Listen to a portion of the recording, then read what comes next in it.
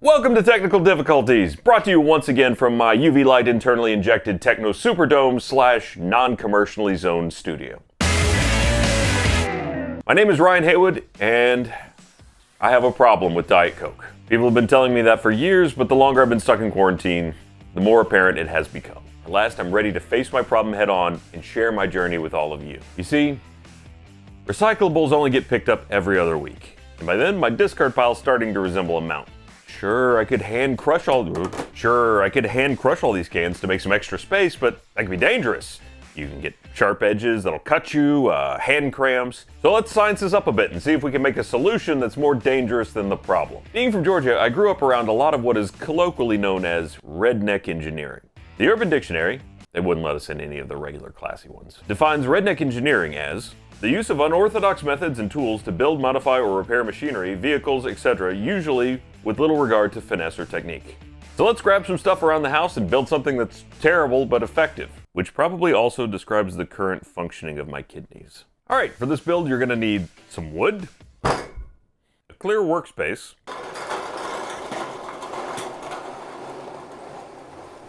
a car jack, and a power drill. Maybe this will work.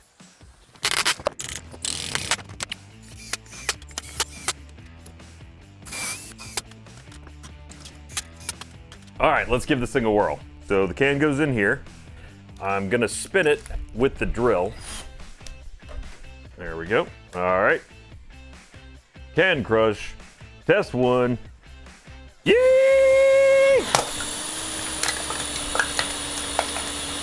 Oh yeah.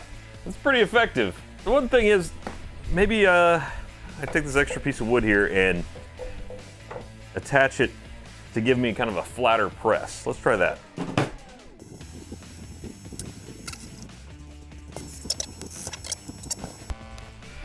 All right, here we go. Oh yeah, look at that. Look at how much Diet Coke I can drink now. All right, well that's hideous, effective, and very likely to leave your family stranded by the side of the road unable to change a tire. Let's see if we can build something that's maybe a little bit less Bubba and a little more Tony Stark. I'm going to take a section of 3-inch PVC pipe and cut a slot in the front for the can. This is the first time I've ever used a Dremel, so what could possibly go wrong? Turns out they throw a lot of dust around, and I don't know that I'll ever get it all out of this room. But at least I was wearing eye and face protection. I planned on doing more of this work outside, but there's a tornado warning today and a lot of rain.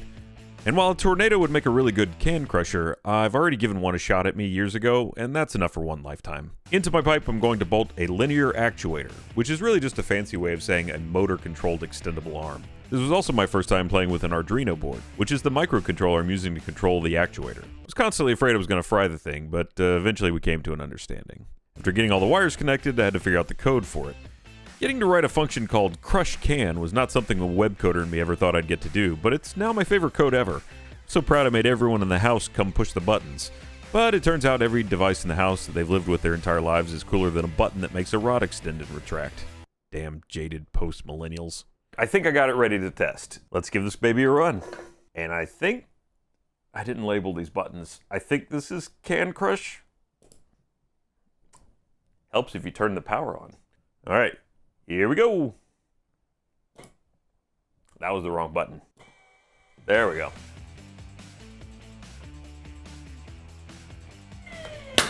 Woo.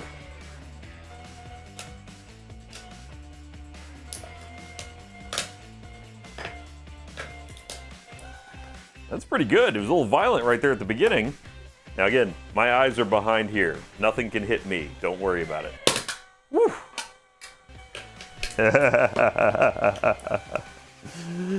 I've never coded something that destroyed something in the real world. Okay, so as far as safety precautions go, it has none. I got this big chonker to slide it over the top so that you'd have kind of a gate. Ideally, what you would do is connect some metal contacts here and some metal contacts here so that you complete a circuit when this is closed and have it so it would do a check so it wouldn't actually operate unless this was down. Not really too concerned about anybody getting their hands caught in it, considering the rapid speed of its movement. There's also some better code that I could have done in terms of controlling where the plunger is. Right now I just have it going down for 15 seconds, then coming back up for 15 seconds. So I've got 3 buttons here. One makes it go up, one makes it go down, and one executes the can crush. So if I drop it down a little bit before I do the can crush, I help this one out a little bit. There we go. Be a little bit less violent when it hits. Nope, still as violent. Oh. Maybe that was too much. Ooh.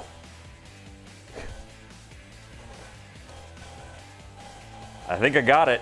So it's not quiet, it has no safety measures, and honestly, we're not that many degrees off from the redneck engineering. But I now can say I have a button that will destroy something, and that's worth a lot. I feel like I have one more idea that might be a little bit of fun. This was all hard brain work, so let's just smash it. We can't forget good old-fashioned gravity, can we? I present to you the Mark I Kinetic Kill Can Crusher System by Haywood Industries. I shouldn't step on the cable. Imagine if that had happened to Tony Stark. The Jericho. Ah, shit, didn't turn it on. All right, here we go.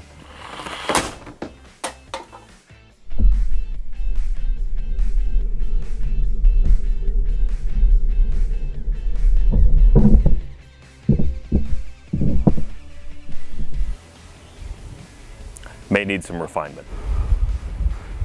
Waiting for my neighbor to leave.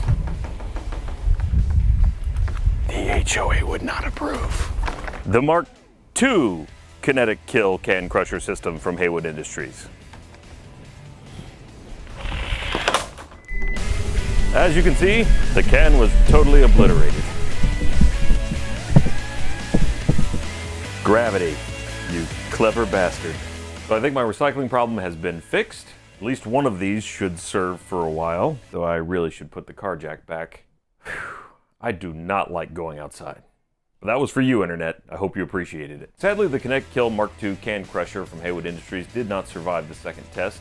There was both a catastrophic failure of the pulley system, the rail down which the hammerhead slid, the rope, and the catch plate for the can broke in half, and then the bolt inside of it bent nearly in two.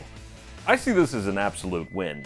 The power it was able to generate is clearly up to the task, and then some. I think I could have maybe crushed 2-3 cans at a time. If there's anything you'd like me to crush with the Haywood Industries Can Squeezer Mark I, just put it in the comments and I'll try and post them on social or something.